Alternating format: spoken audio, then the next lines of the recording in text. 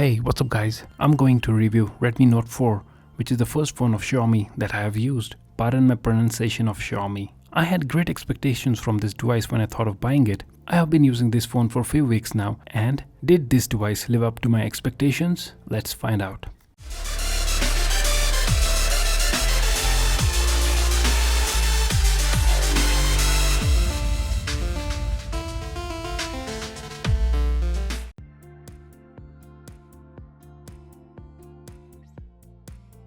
It is a decently sized phone with a screen stretching 5.5 inches. To my surprise, this phone feels bigger in hands when compared to Samsung's J7 Prime that has the same screen size. This is because Redmi Note 4 is broader as compared to it. The bezel of the device is small, thus giving a stylish appearance to it. It has 8.5mm thick body with rounded back edge that fits the palm of your hand with ease, making the grip stronger. The weight of 165 grams along with its thickness makes you feel that the phone is bulky, and if you have small hands, you won't be much comfortable with the device. I felt it to be a tad bigger than my likings. It comes in 3 colors: black, gold, grey, and I'm using the gold one. The body is fully metallic and thus gives a premium feel to the phone. Though the phone is gold, the front bezel is all white. The power button is on the left along with the volume rocker which resides above it, and all are decently tactile. Android buttons, capacitive in nature, are located where they always have been. The back panel can't be separated from the phone as it has a unibody design, making the battery inaccessible to the users. The antenna lines can be seen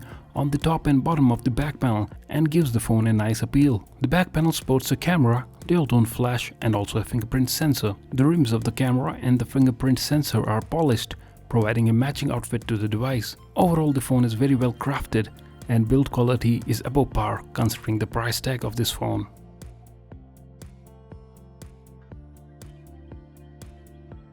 The mighty screen is IPS LCD capacitive touchscreen with around 72% screen to body ratio and a pixel density of 401 ppi with 2.5D glass covering it. The glass, however, is not Corning Gorilla Glass. It needs to be taken care of so as to protect it from scratches. The display is bright with near to normal color reproduction, has somewhat good viewing angles. This is likely the best display in this price range. I had no complaints with the display if I took price in consideration. The screen is flanked on its top by a camera, sensors, and a LED light which glows up for alerts and during charging. The phone has an automatic brightness setting that does its job pretty well in any lighting condition. One thing I didn't like in the design is that the LED notification light and the backlit key lights have a lot of leakage in them. Maybe it's how they designed it, but it felt really bad to look at them leaking light all around them. Using the phone with one hand was a breeze thanks to the inbuilt software that enables you to use the device easily. Plus, it can be activated really quick, giving you no time to complain about it.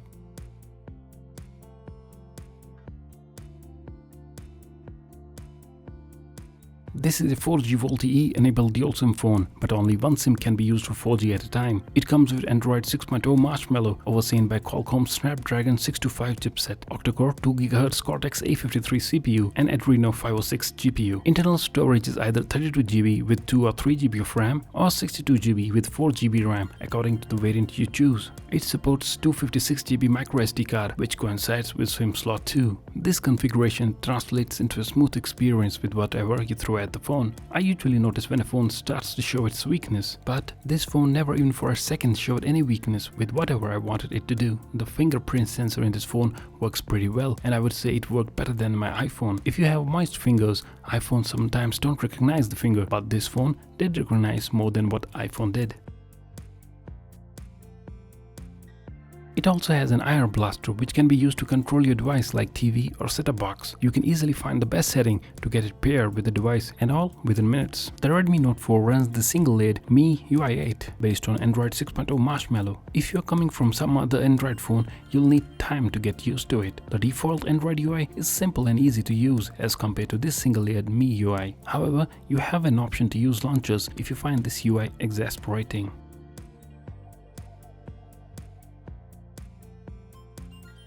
Packed with non-removable 4100 mAh battery, it packs in a lot of juice to go ahead with. Considering that it has 5.5-inch display, the battery really supports it along with high internals with ease. There's an option for battery saver which can be scheduled to turn itself on at your most convenient time. This option really helps to extend battery life when you're running short. I used the phone with more than normal usage for the day, and it still managed to have 35% of charge at 11 PM, making me give it a rating of A. I could use the phone for 2 days on a single charge, giving me a peace of mind when I had to travel a lot. However, there's no quick charging present, which is quite a bummer for some people. I personally like quick charging when available.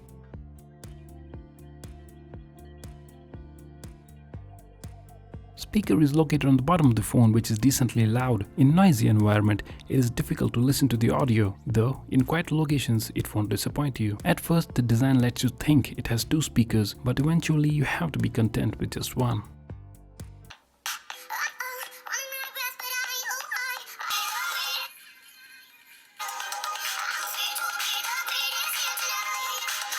The audio output quality is also good, but it sometimes outputs the GSM connectivity sound, which I haven't seen in any other phone in this price range. Nevertheless, the audio chip is worth noting for the audio quality.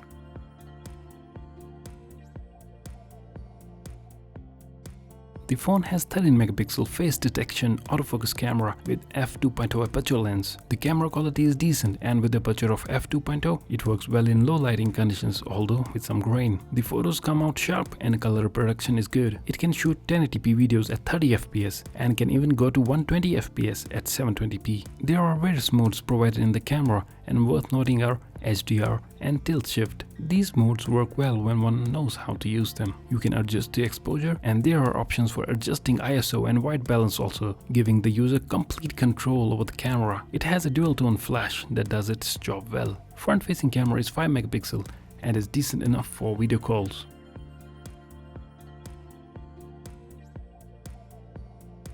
Redmi Note 4 with its awesome specs performs well with resource-intensive games. It gets warm while playing games, but having a full metal body, the heat dissipates quite nicely and doesn't hamper with the experience. Performance has been somewhat clean and smooth, and it can play many games without a frame drop, making this phone a good contender for gaming phones. The 3GB RAM or even the 4GB does help in this regard, so you don't need to worry about new games.